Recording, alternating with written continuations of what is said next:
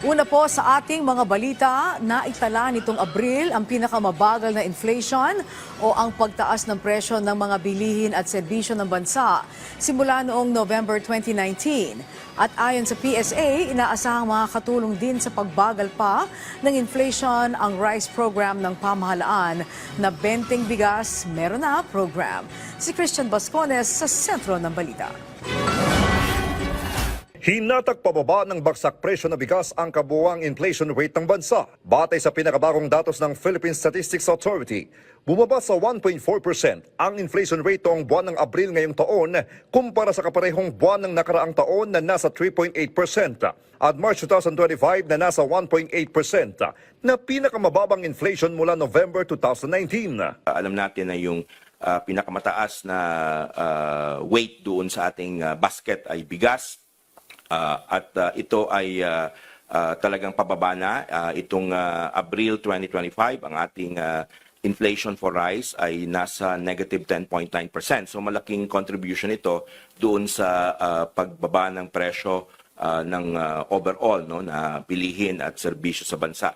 Ang presyo ng kada kilo ng regular milled rice sa buwan ng Abril ngayong taon ay nasa 44 pesos and 45 centavos, mas bababa kumpara sa kaparehong buwan noong 2024 na nasa 51 pesos and 25 centavos at 46 pesos and 9 centavos naman na presyo nito noong buwan ng Marso. Ang well-milled rice naman ay nasa 50 pesos and 54 centavos kada kilo noong Abril, kumpara ng April 2024 na nasa 56 pesos and 40 centavos kada kilo at 52 pesos and 2 centavos kada kilo sa buwan ng Marso ngayong taon. Sa special rice naman, nasa 60 pesos and 69 centavos kada kilo nitong buwan ng Abril kumpara sa April 2024 price na nasa 64 pesos and 68 centavos kada kilo at 62 pesos and 15 centavos kada kilo ng March 2025. Malaki rin ang naitutulong nito sa pagbaba ng overall inflation ang pagbebenta ng 20 pesos kada kilo ng bigas ng gobyerno. Mas malaki ang impact pag umabot na dun sa 20 pesos no yung price. Binabantayan natin ito.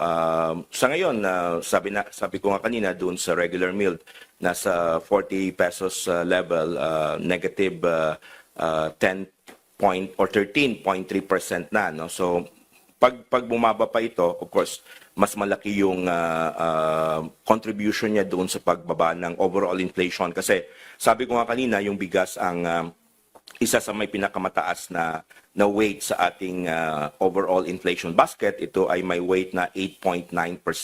Sa report ng PSA, may tatlong malalaking rason sa pagbagal ng inflation.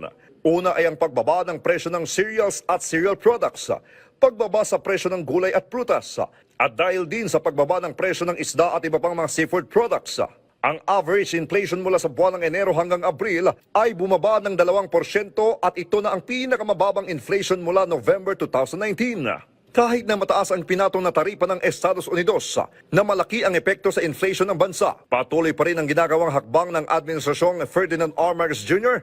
upang makipag-ugnayan sa Amerika at mas palawigin pa ang mga programa ng pamahalaan para sa pag-angat ng buhay ng bawat pamilyang Pilipino. Christian Bascones para sa Pambansang TV sa Bagong Pilipinas.